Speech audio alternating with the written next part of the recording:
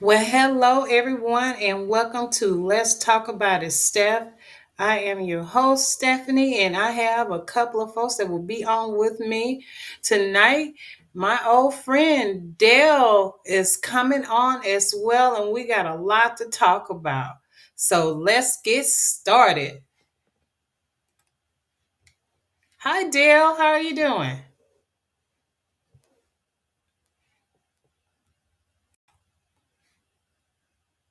Okay, we can't hear you.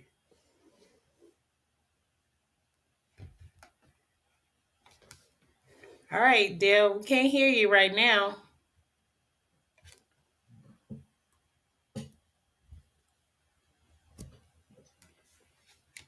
All right, Dale is offline, but he will be back. And as soon as he gets back, we're gonna go and talk about what's going on. So, of course, you all want to know what's happening. So, I'm going to tell you, we are going to be talking about what's going on with Wisconsin, the Florida, what happened over in Florida. And also, we're going to talk about what's going on in the great state of Texas. We have a new party leader, and we definitely want to make sure that we talk about that. So, hang tight. I'm going to bring Dale on, and we're going to talk about what everybody wants to know.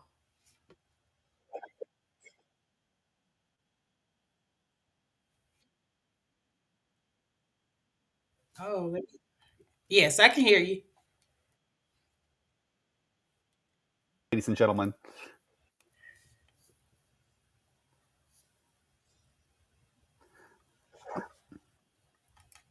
I'm not sure if you hear it, but oh,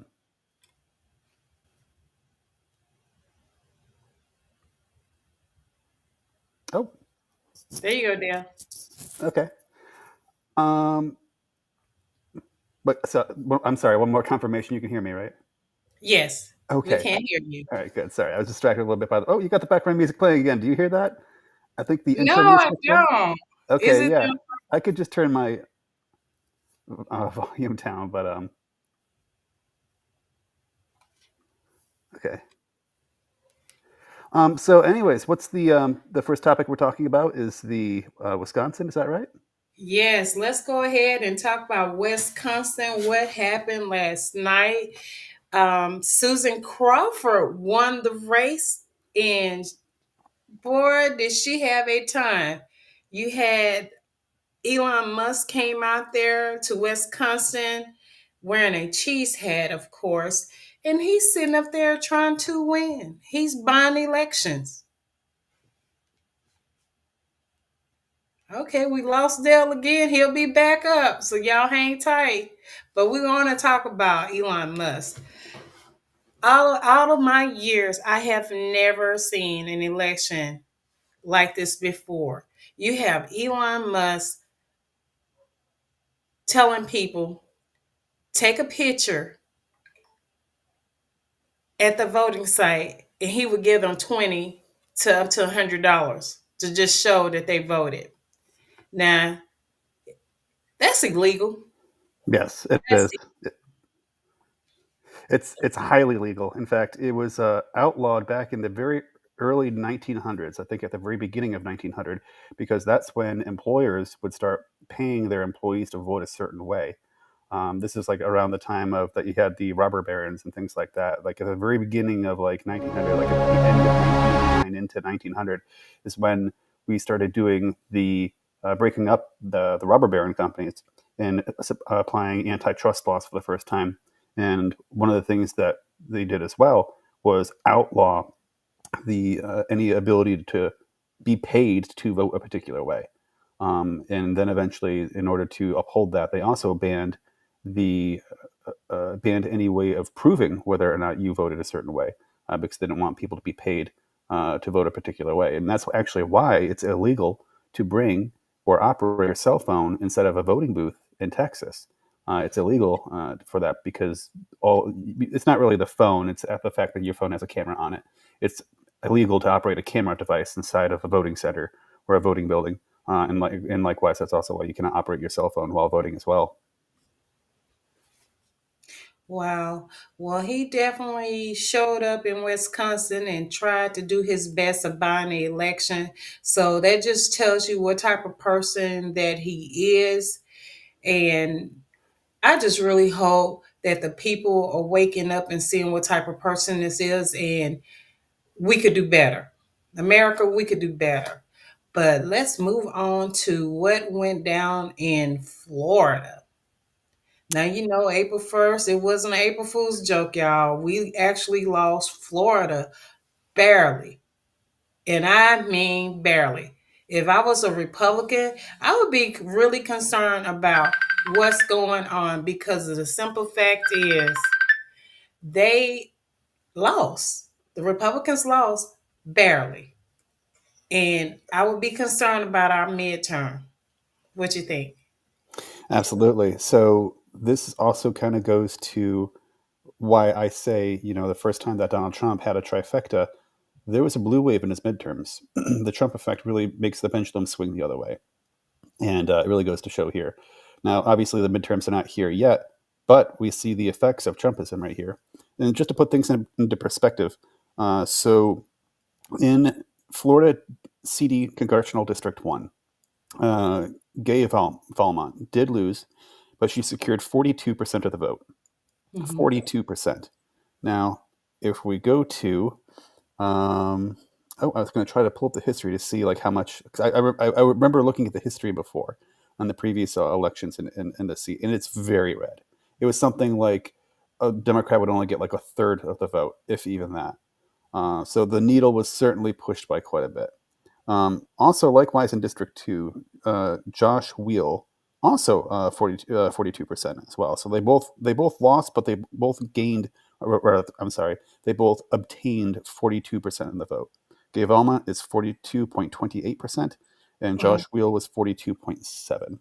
Um, Now, Josh Wheel was Florida District 6. So if I go to Ballotpedia and I look up Florida CD6, um, the 6th congressional district, I can see that. I don't know why I can't seem to find the history. I was going to try to go farther down in the history and see uh, what it was. But if I can find the link, I'll pull it up later and maybe I'll post it online. But there was Okay. definitely gains by Democrats here. I mean, the Yes, it the, was. the Democrats did lose, but they certainly tried, and they certainly came out not on top. But it really goes to show that for those other races that are coming up in the midterms, any race that was previously or normally as close, or any purple area, is definitely going to swing blue for sure. And that's why I'm really considering running for county commissioner for precinct 2 here in Texas, is because the last Democrat who ran for this position only lost by, I think, 3 percentage points. So if we see this much of a swing in Florida right now, it really goes to show that those more purple areas are definitely going to flip. I definitely Right. think in this upcoming midterms we're going to flip the most southern uh, state house district here in Denton County that's currently held by Republican Ben Bumgarner. I think that will definitely flip here in Denton County, and I definitely think that this commissioner seat, whichever Democrat runs, whether it be me or someone else, will definitely flip this seat blue as well. So we see the writing that's on the wall, and like I said before, we know that a blue wave happens whenever you have a Republican president. That's always the trend. And also vice versa is the same thing too. Statistics always show that when you have a Democratic president or a Democrat president, there's a little bit of a red wave in those midterms. Hmm. But the strength of the wave during a Trump uh, uh, election, I'm sorry, not election, during a Trump administration is much greater in size, and it's showing here. To put the case in point, folks, is that Florida District 1 and Florida District 6, normally it's an area where a Democrat almost might as well not even bother. I mean, in reality, we always need someone to at least try to run, because we don't have democracy unless we have people run. But I do know that any Democrat that would run there would not really honestly expect to win normally. You know, Hmm. I mean, when I ran for state Senate District 30, I saw that in the past the Democrats would only get like about 20% of the vote. It's a big, massive area. It's very, very red. And I knew the writing was on the wall. I never was, sad about it. I never really admitted it because, you don't want to be the type of candidate that says, yeah, I know I'm going to lose this race, right? You don't say that out loud, but deep inside you kind of know it. But these areas here, to get all the way up to 42%, I mean, that's quite a gain. They did Yeah, lose, but it was quite the gain. So that was right. very, very impressive there. That it is, and I'm with you on that. I ran for state senate District 12, and I never thought that I would have the numbers that I did. And I'm like, man, I know what to do next time, to win it.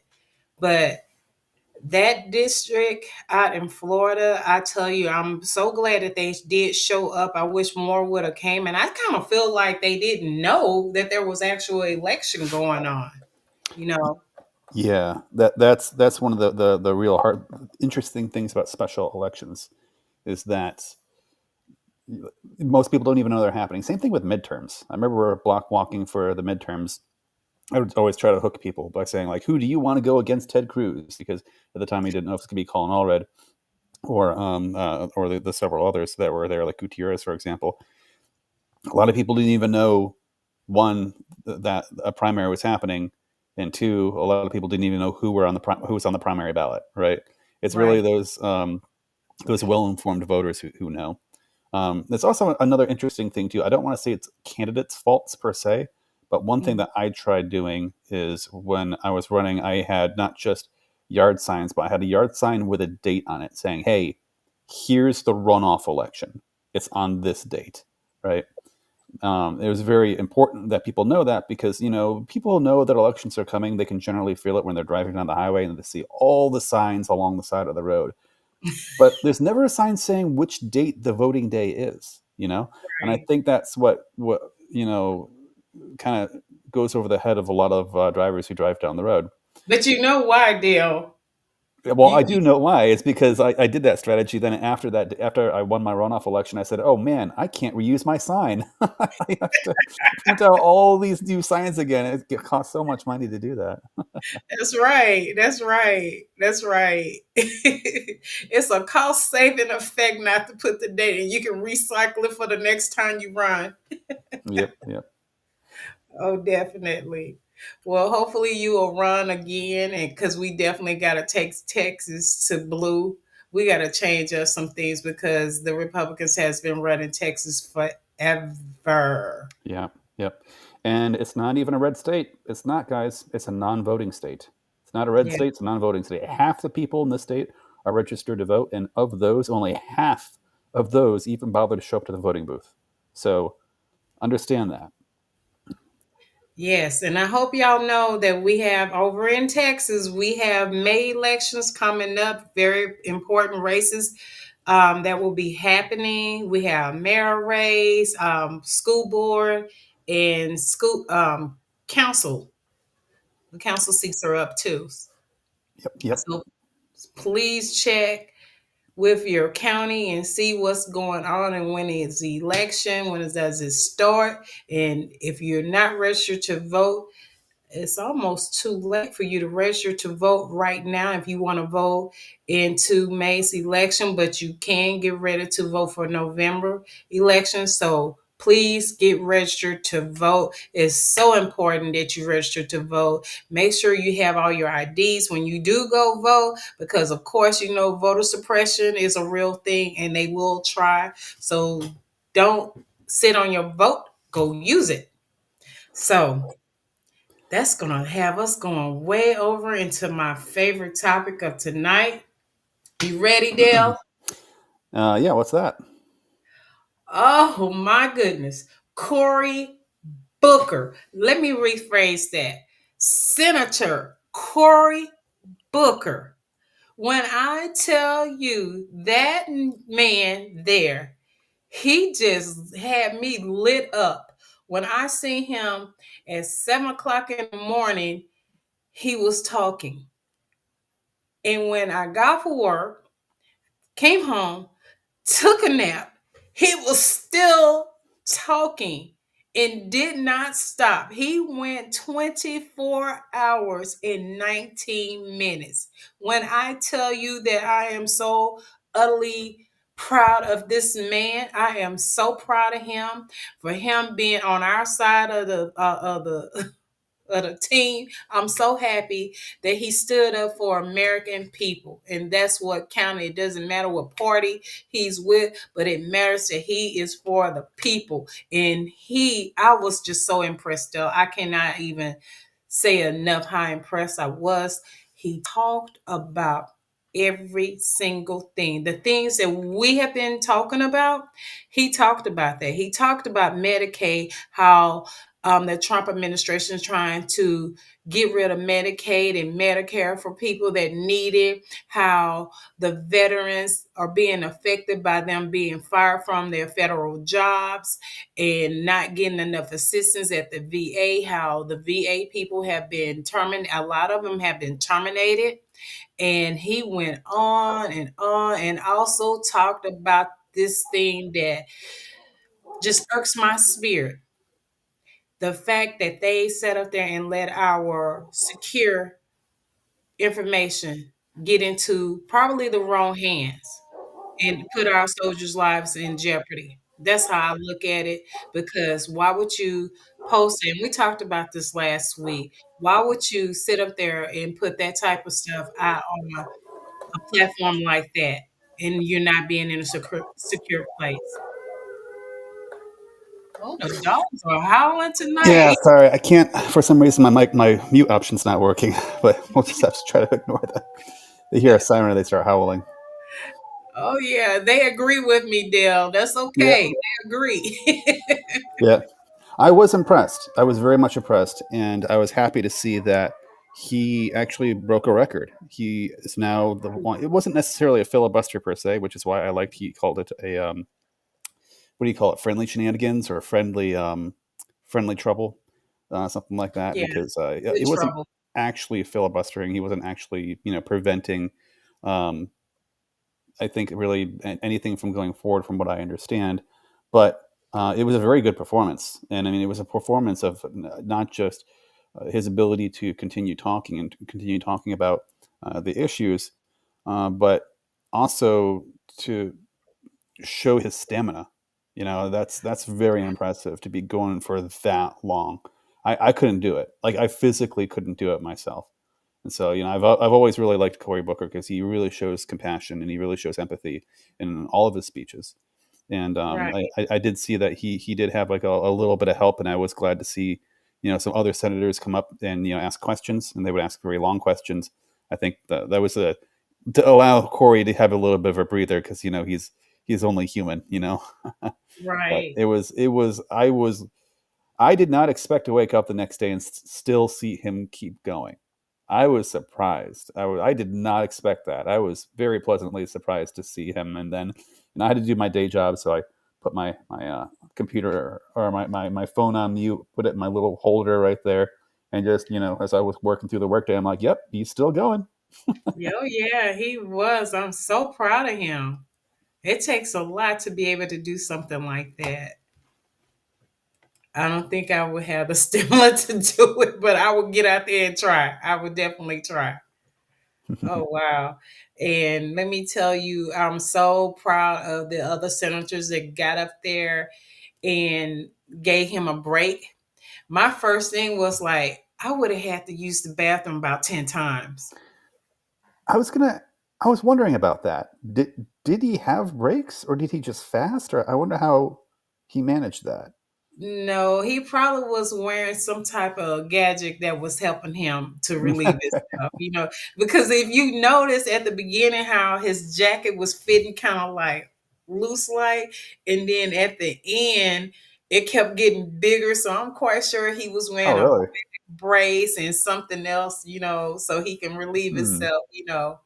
And because I was looking, I'm like, they gave him 2 glasses of water. I'm like, boy, I would have drank that up and be like, okay, I gotta go use the bathroom. Wow. Yeah. I don't know. It makes me think. Back in my day, I have a not a phobia, but I have a really disliking towards porta potties. So whenever we would go out to the Renfest or like the Renaissance Festival, I'd always Uh-huh. fast the next day and intentionally not drink any water. And so basically, for like the first like 14 hours I'm there, I basically just haven't consumed anything, and that way I didn't have to go to the bathroom at all. It's also a Oh, really easy way to get very quickly intoxicated when you finally do start drinking beer at the Renfest, though. But yeah, oh, all the props to him. that's coming up. Yeah, I don't know. I mean, that's impressive, though. I don't know how he would keep his blood sugar up and things like that, but he did a very good job. They probably gave him a power bar or something like that. So when they told him, "Hey," but they're not supposed to have his phone, and I think he had his cell phone too. So I'm quite sure they made some type of prearrangement to make sure he was good. Yeah. Well, there's always like sign language and things like that. Even if in football they have like different private sign language that they have to communicate. But Yeah. yeah, no, it was really good to see. And I really love all of his speeches. He's a very empathetic guy. Complete He opposite of this administration. Yes, you know what? I'm like you. I really enjoyed everything that he was saying because, the message was great. He was relating to the people just like how we relate to the people. We are the people. And he was relating to people and talking to them, and he had the same question that we all have, why is Musk even there? He needs to go away. Yeah, Why is he there? He's not an elected official. Nobody wants him except for one person.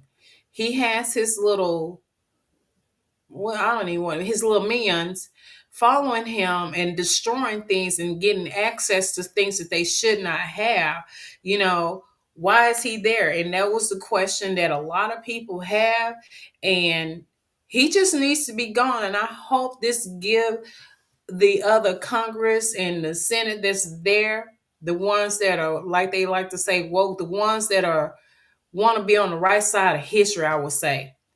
yeah, I absolutely But agree. And going back to Musk, this is some things I meant to mention earlier back when I was having some microphone and audio issues.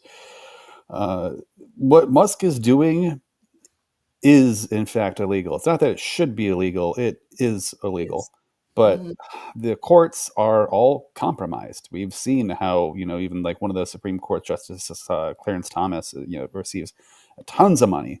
Mhm. So it feels like the courts won't really do much of anything. Um, but at least there kind of was a blow to Elon here. And what that is Elon was testing to see if he can continue to spend money in order to win elections. He did it with the Trump campaign. He helped Donald Trump tremendously by dishing lots of money towards that campaign, and he tried to do the same thing this time too. But this time, at least, it did not work. It did Right. not work in Wisconsin, so that's Right. good because basically, if he did succeed in having a Republican gain in the Supreme Court in Wisconsin, then it would send a signal to Elon that he can do this everywhere in the country and continue to do it everywhere in the country to every single state, which of course would Right. be very, very, very devastating as he is unfortunately the richest man in the world. So Right. at least we did see that it doesn't always work. And I was watching a commentary by one of the news outlets, TYT, the Young Turks, and Cenk was basically saying, he's a little frustrated that, there are these reports of Republicans. There are Republicans who do not like him. They won't say it openly on camera, but privately they don't like him. And that, of course, makes sense because the House of Representatives, Congress rather, is supposed to control the purse strings of government, not Doge. And so what Elon is doing is he's kind of taking power away from Congress right now because Congress, again, is supposed to, if anyone's going to defund an agency, it's the job of Congress. And Congress has done that in the past, by the way. Congress has done that. Uh, the, Right. the president of the United States can't necessarily actually shut down a government branch willy nilly on his own. Congress can, and it's Congress's job to do that. So Congress feels like both sides of the aisle are feeling that their powers are being stripped right now. So, there are internal reports that are coming out that some Republicans were kind of hoping that Elon Musk would lose here.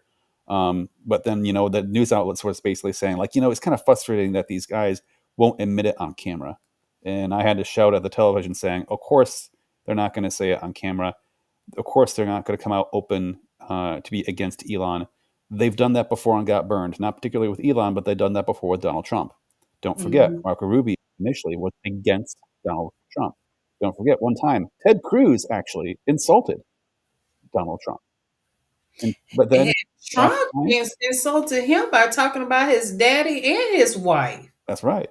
But you see, now both Marco Rubio and Ted Cruz are completely on board with Trump, even after you know uh, Donald Trump assaulted Ted Cruz's wife. And I think what's going on here is initially they didn't take Donald Trump seriously, and they said this Right. guy's ridiculous and he's a danger to democracy. And they did say that. Multiple Republicans have in fact said that in the past. But as Mhm. Donald Trump gained power, all of a sudden they realized, oh, they basically have become subservient. And I think the same thing is happening with Elon Musk. I think there's a lot of Republicans who genuinely are against Elon, but they've been burned in the past by attacking one of their own who are rich. And Mhm. I think that they're intimidated by one, this guy having so much power, and two, this guy being the richest man in the world. I think that I think there are a lot of Republicans who do not like this individual, but are too shy to say it because they're too scared. Too But shy. I was just gonna say they are not shy at all because they have been very vocal about Jasmine Crockett. yes, We've been very vocal about basically anything that the Democrats do to try to stand up. They have been very vocal about that. But my thing is this: the normal people, the real people of America. Why in the world would you continue on voting for people that are not for you? You're the farmers. You are going to have to sell your property in order for you to make a profit because you're not going to be able to afford the things that you need. They're attacking your school system to where you're going to be paying taxes and your kid is not going to be able to go to school in their district. That you're going to have to ship them to another district to a private school. That's if they even can get into that private school.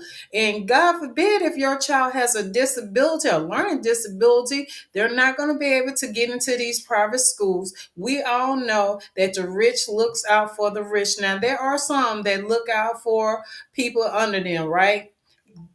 But it's not that many. The rich is going to take care of the rich. And if you're poor or middle class, they don't care about you. They just don't. You're not in their tax bracket, so why should they care about what you do? It's it's very small for them to a small percentage for them to care. But at the end of the day, we definitely want to make sure that we get out, go register to vote again.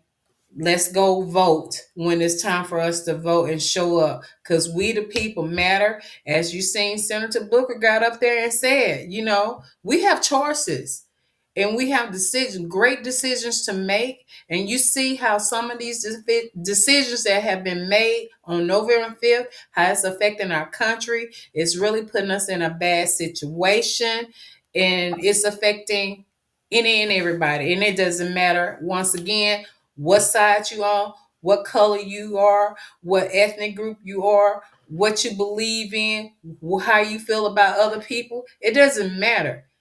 They are going to make sure that you don't have what you need. Mark my words. Let's start taking them out. Vote them out. yeah, yeah. Eugene Scott is commenting saying greed makes people do strange things. Yeah, it's been that's been a long time thing, unfortunately, in politics for a long time. And the only Yeah. way we're going to solve this is by getting money out of politics. And the only way to get money out of politics is to have campaign finance restrictions. It's a particular problem, especially here in Texas, where there basically are none. It was something that I learned. I was in a candidate training class. They were teaching us how to do our campaign finance reporting. And in here in Texas, we have to report our finances to the TEC, the Texas Ethics Commission. And Mm-hmm. the rule is we do have to report the money that we get and who we get it from, but there's no limit. There's no limit, and there's no limit within even like a certain week, which is abnormal. In other states, there are limits. In other states, if you receive over a certain amount of money within a certain time frame, you're obligated to report it immediately. Yeah. Congress also has restrictions like that as well. You have to report in-kind donations and all those kind of things. And in a lot of places, there's a limit to how much in-kind donations you can receive. But that doesn't exist here in Texas at all, which is why one of the major problems that we have here in Texas is two Texas billionaires, Tim Dunn and Ferris Wilkes. They're kind of like, well, I don't want to call them the Elon Musk of Texas because Elon is in Texas as well now, unfortunately. But Yeah. when it comes to Texas politics, Tim Dunn and Ferris Wilkes have contributed far more money to our state than anyone else, including Elon. Elon has spent money, sure, but he spends it on the congressional and national level. Tim Dunn and Ferris Wilkes focus their money here in Texas, and they pay every single state level Republican here in Texas, and they are paying a lot of money even down to school boards. It's quite devastating, They are. and it's especially devastating here in Texas because of the lack of campaign finance Mhm. restrictions. I was yelling angrily at the TV the other day because I saw a congressperson again, a congressional lawmaker, was on Fox News, or was it? Oh yeah, and it was one of those two, talking about how they need to investigate Act Blue. For those who don't know, Act Blue is kind of like it's what us candidates usually use to manage our campaign finance. It helps us with our reporting and things like that. But they said we have to investigate back Act Blue because they may be letting people take money from China. And I sat there and I shook my head and I started yelling at the television. I'm like, "You, sir, are a lawmaker. You, sir, are a lawmaker. If you want to make that illegal, make a freaking law, please. Because the law is it's actually perfectly legal to take money from China. It's perfectly legal to take money from the Kremlin. It's perfectly legal to take money directly from Vladimir Putin. The only rule is you have to report it. There's Mhm. nothing to stop you from taking money from other countries or from anyone. You simply have to report it. Now, I personally feel that we should make it illegal to take money from any other country. From any other country. Like it there's all sorts of campaign finance restrictions I would apply if only I could wave that magic wand. But it is so frustrating to see someone complain about that when they have the power themselves to enact campaign finance restrictions. But anyways, to get back onto our topic, because I'm kind of going off on a tangent now. Yeah, there's no campaign finance restrictions here in Texas, and it's doing devastating damage to our political environment here in Texas. So, Eugene, when you say greed makes people do strange things, yeah, it's because there's a lot of money out there. Shelley Luther is currently a state house representative here in Texas. For those who may or may not remember, Shelley Luther is a owner. She was an owner, hairstylist, an owner of a Yes. hairstylist, Yes. and during the pandemic, she decided she was going to keep her company open. And then when she was brought to court, she gave the middle finger to the judge and started cussing him out. And it became like a news. I don't know if it made the national news, but it definitely made the news He around did. here. Governor Greg Abbott I believe he issued a pardon, I think. And she started running for office ever since. She ran multiple times and lost, like I think 3 times. But this last time around, she started taking money from Tim Dunn and Ferris Wilkes. And this time around, she beat her Republican um, Republican representative for the state house and in the Republican primary with money from Tim Dunn and Ferris Wilkes. So it's one of those things where you see, the moment Shelley Luther sold out to these two is the moment that she will started winning her election, because money, unfortunately, goes a long way, and that's why we desperately need campaign finance so much. I mean, I see you say, Eugene, like greed makes people do strange things. There's all sorts of greedy people. People are unfortunately just kind of greedy when they're born. Perhaps, I'm not quite sure, but we definitely need to hold back the greed, and the way we do that is through campaign finance, in my opinion. But it's definitely going to be difficult to apply, because there's already so many sellouts out there already. I know that James Tellerico mentioned the last time I saw him in person, in one of his speeches, he mentioned how in this session he's going to try to push for a campaign finance bill. I'm not going to hold my breath on it going anywhere with the current political environment that we have, but hopefully we can see something like that come into the future soon here in Texas. Yeah, because we definitely need it. We definitely need it because it's not a fair playing field unless you're really out there doing campaign finance, you're out there doing fundraising and you have a good fundraising team that can do it. But I'm with you on that. I don't believe that we should be accepting money that's out of the country, because what do they have to do with what we got going on? I don't have a problem with it coming from in our country, but when it's outside, I feel like they should not be investing into that. But I'm glad that we can report it.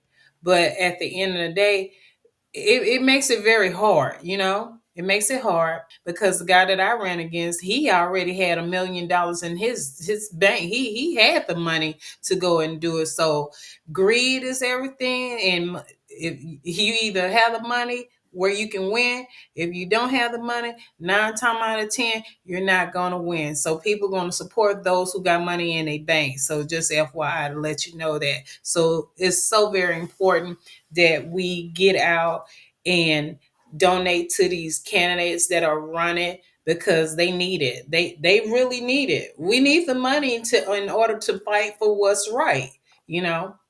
And I'm for term limit. I know that's not part of our topic, but it needs to be. And I'm not certain if Senator Booker talked about term limits, but we definitely need to talk about term limits, especially here in Texas, because why do you have to be in office, Cruz, for 19, darn near 20 years, and you haven't done anything for the state? You haven't done anything except for go to Cancun's.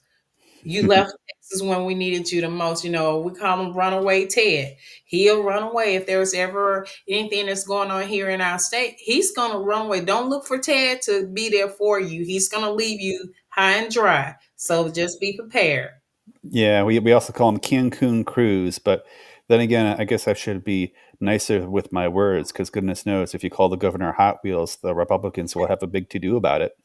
But yes, absolutely, we need term limits, and this might actually kind of go into one of our topics. We recently had a new state level leader here in Texas. Yes. Previously, the DNC statewide chair for the Democratic Party has resigned due to, well, we won't really go into it. There's a couple of things he did that a lot of people did not like, but he has resigned. And we now have a new guy who is very young to take the position. But Yes. this topic came up, I believe, in our Toastmasters last Monday. Yes. One of the questions was, do we need younger leadership in the Democratic Party? And my response to that question was to say, well, if we had those term limits, that would help us very much. And Mm.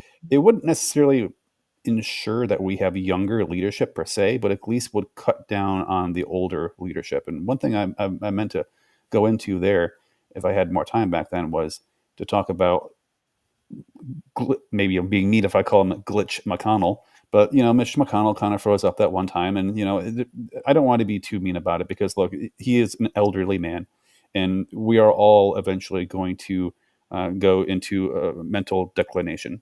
If we should be so lucky to live old enough, if you get to be lucky enough to live old enough, your mind eventually starts going. It happens to us all. Oh But no, my grandmother made it to 99 and her mom was very good. oh well, then you got really good genes. Okay, I but hope so. But the thing is, we need term limits, because if we had term limits, it would stop people from running until the day they literally die. Like the California representative that I'm completely blanking on right now. If you remember, there was a congresswoman from California who passed away while in office, and and it was from old age. But if we had this situation where we had these term limits, this wouldn't happen. People would be forced to retire, and honestly, if you served long enough, that's a good thing. I really, really wish that Ruth Gator Ginsburg retired earlier. I think that she really thought that Hillary was going to win, but if we had term limits, as much as I love Ruth Gator Ginsburg, she would have had to step down, and maybe she would have stepped down at a better time when she could have been replaced by a Democratic judge in the Supreme Court. But I do feel you, and I absolutely do feel that we need term limits, and I absolutely feel like we absolutely have to have them. in the Supreme Court because the concept of a lifetime appointment is absolutely insane. It goes against everything that is American. From what I understand, you can correct me if I'm wrong. Maybe I should ask ChatGPT, I suppose. I believe that the Congressional Supreme Court is the only court, or rather only race, that holds their representatives, or in this case, judges, for a lifetime. That's Yeah, insane. That sounds and feels like kingship. And it is. when you think about that, what I grow wary of is if the Republicans were to play their cards right, there, or rather, if any politician was to play their cards right, technically, the best political strategy is to get someone not who's qualified per se, but just someone who's young and put that person in the Supreme Court. I don't know But you what want the. to be careful about that too, because a lot of times that could be dangerous too. You know what I mean? Because they may not have the experience that is needed to be a judge. Oh no, Because I'm not we saying have Demo- now, yeah, I'm not saying that Democrats would do so, but I'm saying Donald Trump, if he was smarter, he would have got the youngest person he can. I mean, I guess Kavanaugh's kind of young. I don't know what the minimum age is. I'm assuming it's 35, but I'm making an assumption there. But if you understand that, oh, this is a lifetime appointment, then rather than looking for someone who's qualified, I would expect Donald Trump, if he was smart, to look at for someone who's one, young, and two, has really good genes, just like your mom, who lived to be 99 and was still as sharp as a tack in the head. oh, Um, she's definitely sharp as a tack. She been through some things and seen some things, and she probably turned over in her grave right about now with all the crazy stuff that's going on. Oh, look at that! Speaking of my grandma and my cousin pops up. Let me join him on here. oh, Let's see.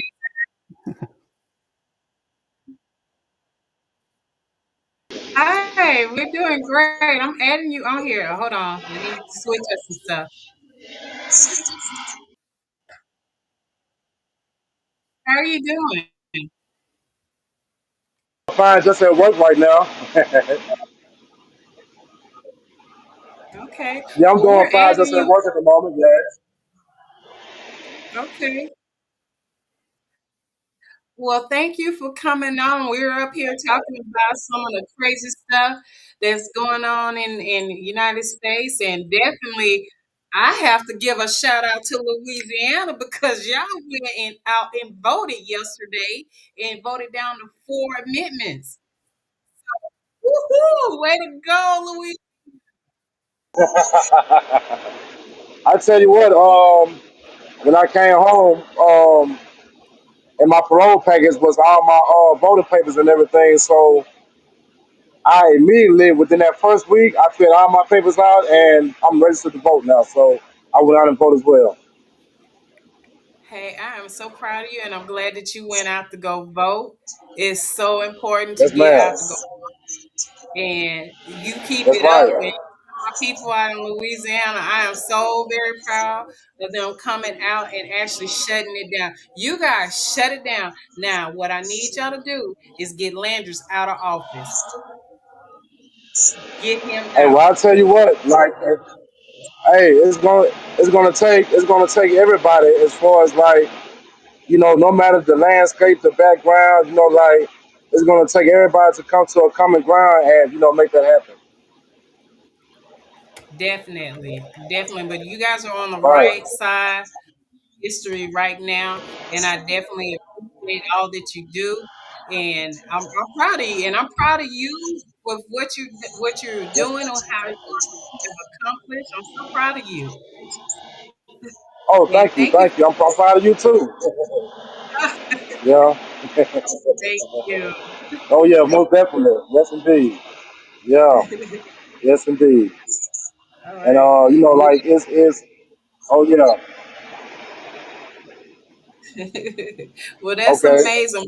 We're on here every Wednesday talking about stuff. So you make sure you pop on in here because I want to have a conversation with you about your transitioning. Okay. Okay. That's So we'll hey. talk That to you will not be about a that. problem. All right. Well, we're gonna personally invite you, and Dale and I are gonna talk to you and ask some questions about your new form of life. And how's everything going Yes, for ma'am. you? No problem. Yeah, I'm so proud of you, and you have a great day. And thank you for Thank coming on and you. talk about Yes, it. ma'am. You too. All right. Yes, ma'am. Love you. Thank you. Bye bye. Bye. Love you too. Bye. Bye. Bye bye. Okay, you can drop off whenever you're ready. Okay. I got you on, Dale. Okay, yeah, that was fun. That was fun. I think it shows me us offline. I'm not quite sure. It could be my interface. But before I forget, Eugene commented on here. The one I was thinking about that I forgot to the name of was Dianne Feinstein. She passed away. She's a congresswoman who passed away, and I'm sitting here thinking to myself, man, Dianne Feinstein, she deserved to retire and enjoy her life, at the end of it all. That's what I don't understand. I don't know if it's the type of thing where people are so addicted to the power or if they're too afraid of someone else taking the wheel. I don't understand. Except, I mean, if it was me, I mean, I feel like I would retire and just try to enjoy life. Especially because I'm assuming, or at least I feel like a lot of these Congress people make a lot of money, enough money to retire on. I would think. I also believe I can look this up. I believe there is a. Do they have like a retirement package? I should look that up. I know They at the state do. They're level. they're better. They're better off than we are. They get very good health benefits, and they have a retirement package as well. But you know, it's a lot of things I feel like that needs to change. And I'm gonna tell you something. If I was Biden or in his camp, I would have told him to pack the Supreme Court. He should have added three to it. He had the power to go and do it, and he really should have went ahead and added three Supreme Justices on there. He had the House and he had the Senate, and they would have been able to pass that on through. So if I was him, that's what I would have did, because that would have helped us in the long run and shut down a lot of the stuff that's going on. But once again, Trump don't care about nothing. He don't care about what they say. He's gonna define wherever that they tell him to do. He's not Yeah, going to cooperate whatsoever. So yeah, I don't know. yeah. I mean, I would say this though. I agree with plus one more step. If I was the president, if I had the magic wand, or if I had a way to guide Biden, I would have said, "Hey, look, threaten to pack the Supreme Court. Go to your State of the Union, say, hey, look, guys, I'm about to pack the Supreme Court. What you, Congress, should do is stop me. You should set a hardcore limit on how many justices there can be, and Congress should take control in setting that limit and pass a law. Because Right. since there is no limit, anyone can pack the Supreme Court. Apparently, Joe Biden decided not to because he was afraid the other side would retaliate. But Donald Trump could just choose to do it anyways.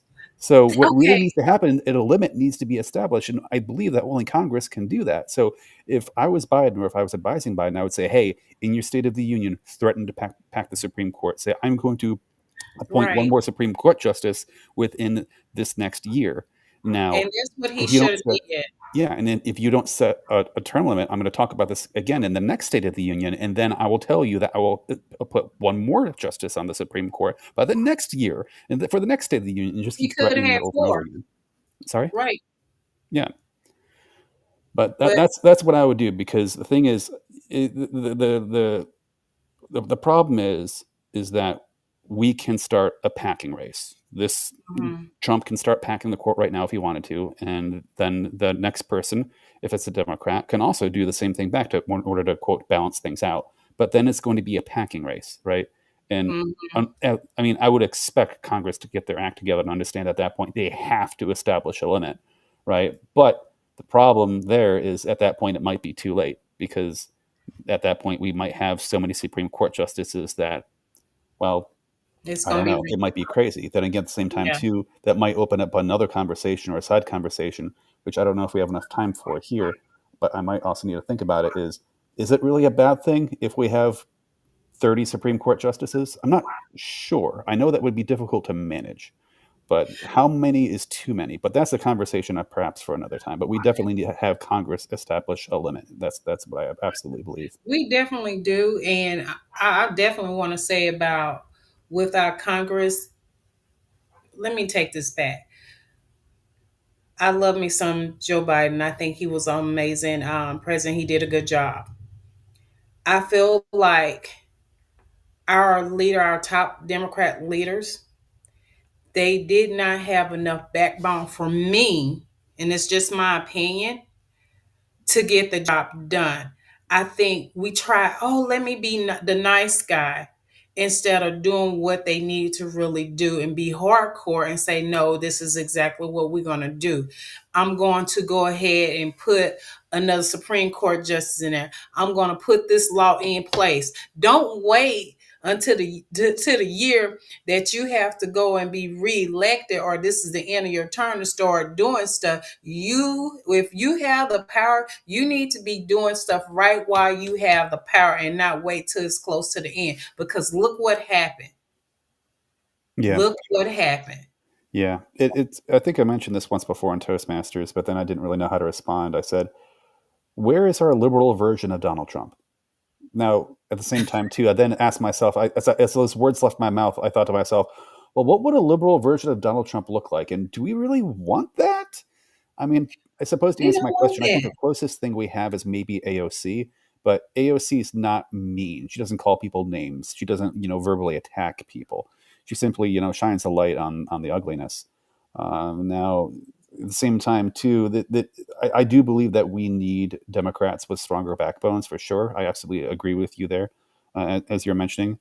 At the same time, too, not to play devil's advocate or anything, but I have seen in the past where sadly that actually turns some Democrats off, and this is one of the pain points I feel that we have sometimes within the party, because I know that a lot of people blamed immediately the last election loss, the last loss for Democrats in the last election on LGBTQ.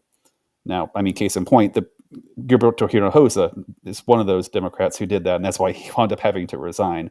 But I Mhm. have heard rumblings from other people in other conversations on other podcasts and whatnot, where some people say, well, maybe we were too progressive and maybe that's why we lost. Now, I don't believe that's really a healthy way to think. I don't think that we should be allowing ourselves move closer to the air quotes center, because that's not what the Republican side of the aisle is doing. If anything, the Republicans are getting farther and farther to the right. And if we allow them to do so, we will eventually allow them to drag the center along with them. And I really don't agree with that. But at the same time, too, I have seen other people say, like, "Ooh, this person's too progressive." And it's not to say Yeah. that someone's too progressive for their liking. I think that when they say that, and I could be interpreting this wrong, but I think what they're saying is, oh, that person's too progressive to the point where they will pull Republicans out. They will pour fuel on the fire. Like, for example, one thing that is too progressive to say, and I genuinely mean this is too progressive to say, is when Beto O'Rourke said, "We're going to take your guns away," and prefixed that with a hell yeah. The That was the moment worst Beto O'Rourke thing. said, "Hell yeah, Yeah, we're going to take your guns away," I said, "Ooh, that's too progressive," because it's not too exactly. progressive in terms of me disliking Beto. I love Beto, but it's too progressive in the concept that it's pouring fuel on the fire on the Republican side, and it's going to bring Republicans out.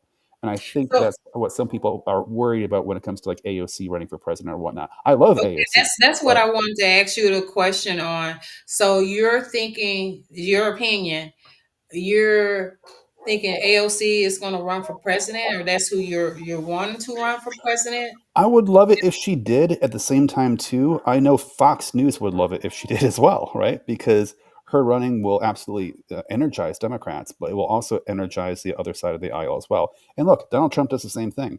Donald Trump, for whatever reason I do not understand, energizes his Republican base, but he also pisses us off to the point where we also show up as well. So it's just one of those it's one of those things where I don't know how to think about it. And again, I love AOC, but I Mhm. do know at the same time too.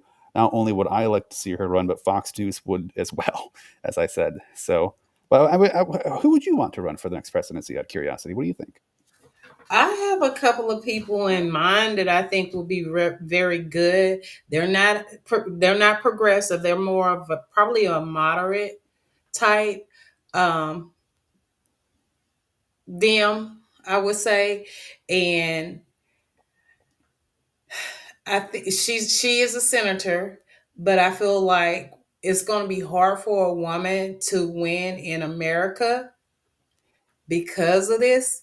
America act like they're not ready for a woman. I think we've been ready to have a female to run for office. Now, my personal favorite, and I know that she would not do it. I feel like Michelle Obama would be the perfect person to run, and she should have been elected for our DNC, because she can relate to people a lot better and get people out. And she speaks with authority. And that's what we need. I don't want, and this is my opinion, I don't want somebody that's sitting up there saying, baby girl. First of all, if you're talking to all these leaders and stuff like that, conduct yourself in a leadership role. Some things is good to say. There's a time and place to say certain things, and then there's a time and place don't say that. And AOC, I like her as what she does, but I don't think I wouldn't want her as my president. I wouldn't. But if she did ran and we didn't have anybody else, I would support her. But I really think that we have a couple of other people that haven't come out just yet to say that they're going to run.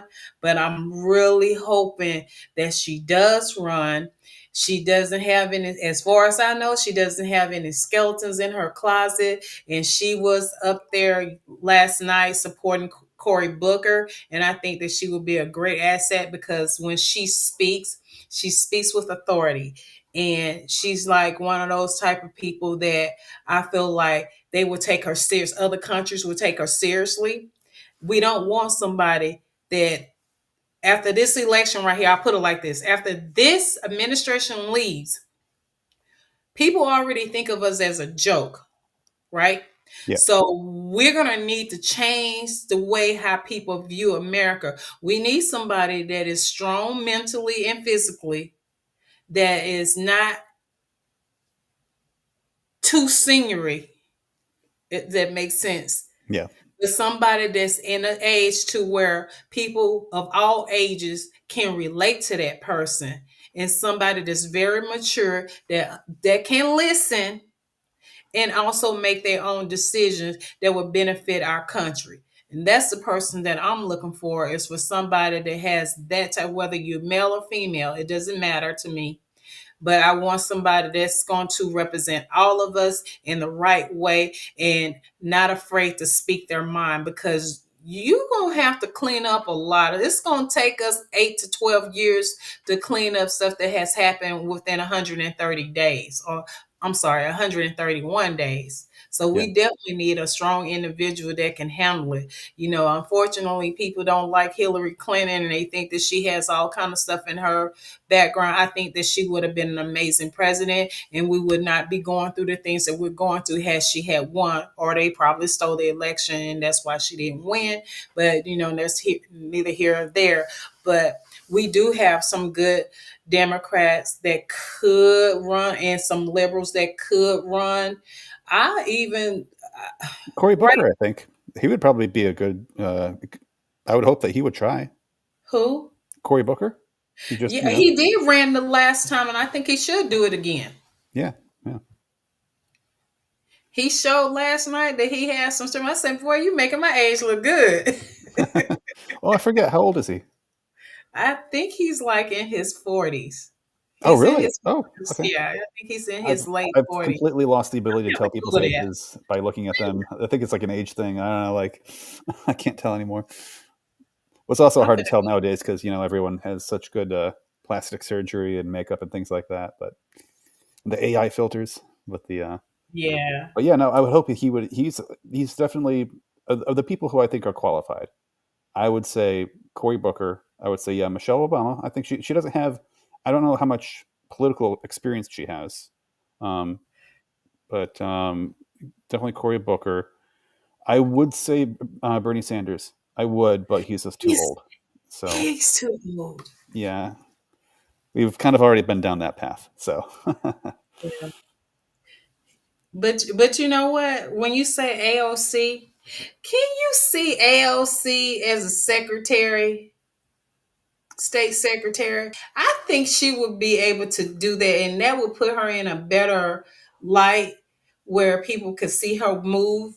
and then maybe later on that she could move up to be run for president later on. Not saying that she's not qualified to be one, because she is qualified, but I would like to see her get some more knowledge up under her belt, be Yeah. seen in a different aspect. I guess when it comes to AOC, I would say it's not. I would almost want her to run, not necessarily because of her qualification. I would want her to run because I think she can energize the base enough to the point where she can win, right? And I mean, sometimes that matters more, not always, but in certain situations. The other thing too, like when it comes to qualifications, I might be kind of arguing against myself here, but do remember, and I do try to remind people this: the president of the United States does have superpowers, but they are not an actual super person. There's an entire team that supports them, right? Like, for example, Donald Trump. For example, Donald Trump's not smart enough to do the stuff he's doing right now. There's people whispering in his ear and telling him what to do, right? He's the Project 2025 people are the ones who are whispering in Donald Trump's ear. I mean, Donald Trump is a Yes. guy who reads his morning memos like written in crayon and things like that. He's the guy who took a Sharpie and drew like on a weather map and said, "This is the way that something's going to go." That guy is not intelligent. Is not qualified to run this job. So, I mean, if anything, if you were to be like, well, AOC is not qualified enough to run the job, well, Donald Trump isn't either. And if anything, AOC is far more qualified than Trump relatively. So that's why I would say I Technically, would she say is. AOC. Technically, she is. Yeah, and that's why I would almost say AOC is because of the fact that she has the energy and she'll energize the base. But again, to caveat, to play devil's advocate against myself, as I said earlier, she'll not just energize our side of the aisle, she'll energize the other side of the aisle because Fox News will. We're basically giving them what they want because Fox News would love to run all their propaganda on a Ocasio Cortez campaign. But Yeah. I digress because I know I'm steamrolling the conversation now. I know. Well, you know what? I'm gonna tell you. And Cory Booker is 55, so he is 1 year older than me. Okay. So hey, my age group is kicking butt. All right. All right. So yes, I would love to see him run again. And if he didn't win for being the president, I could see him being the vice president though. But I'm really hoping that we get some people that definitely can energize the party and bring us all together, because I'm telling you, Vice President Harris, she brought every Democrat together. She really did. And I think that if she ran again, does she have an opportunity to win? I don't know. you know she got to change the way how things are done, how who's in her camp. So I think if she did run again, she would have a different group of people that's running her campaign and not have the same stuff that happened. I think she did an excellent job with the 3 months that she had to pull it together. And I'm like, just think if she had time to really run, I think she could do it. And I think she should come back and try to do it again, you Yeah. know? Yeah. She was handicapped in two ways. She was handicapped with timing, and she Mhm. was handicapped by the swing of the pendulum.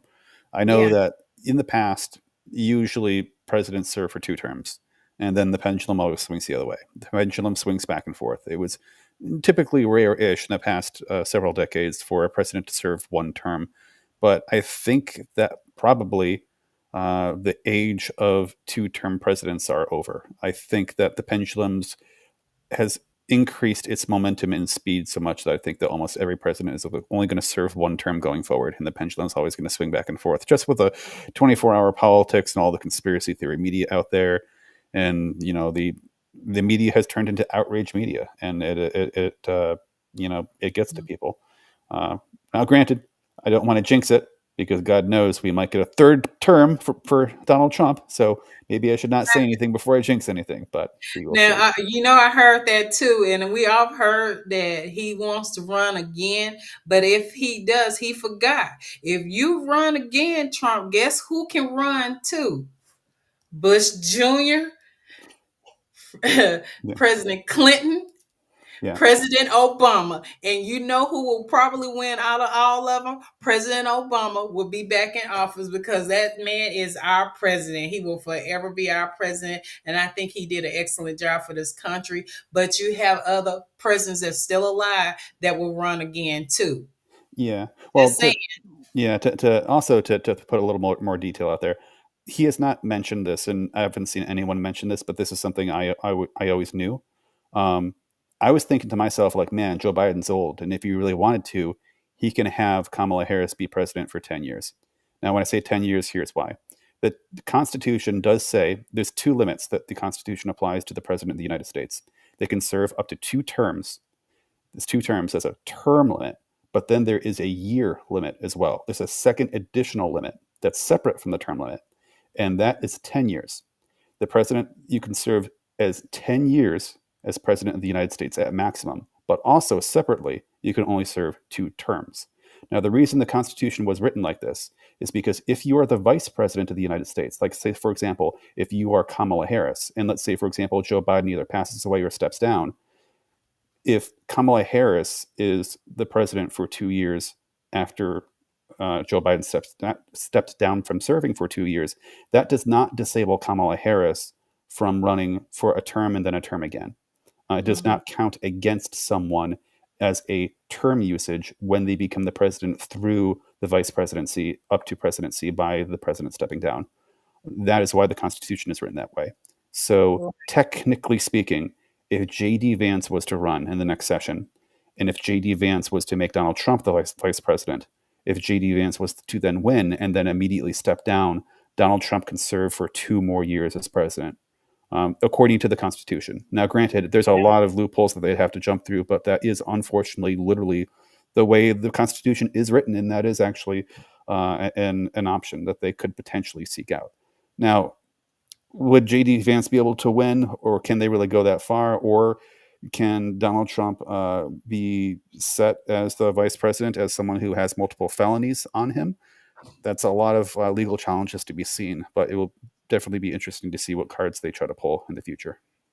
Yeah, because it's gonna be some cards being pulled and stuff, but we definitely gonna have to dig more into this. And I would like to see, you know what? Maybe next Wednesday we should put up who we really want to see. What Democrats do we have that could actually run?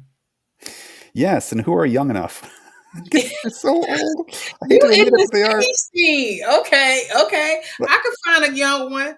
You know what? I'm thinking of one right now, and he's one of ours in Texas. I think James, I cannot say his last name, James but Farley? yes, I Yeah, think that young yeah, man, if you want somebody to run for president, he is so well put together. He is very yeah, well put together. I would like to see him in a higher role. That's my thought. yeah, absolutely. Let's talk about that the next time. Let's in the next Wednesday. Yeah. Let's. 'Cause I got So a whole y'all bunch. remember to come back next Wednesday. We're gonna wrap this on up because Dale and I don't talk. We're not Cory Booker, but good lord, we was talking tonight. So thank y'all for coming on to Let's Talk About It Stuff. And please don't forget to like, subscribe to our channel, and we'll see you next Wednesday at 7 o'clock. See you, Dale. Have a good night and have Yep. a great week. All See y'all right. next time. Yeah. Have a good night. I'll see you next time. All right.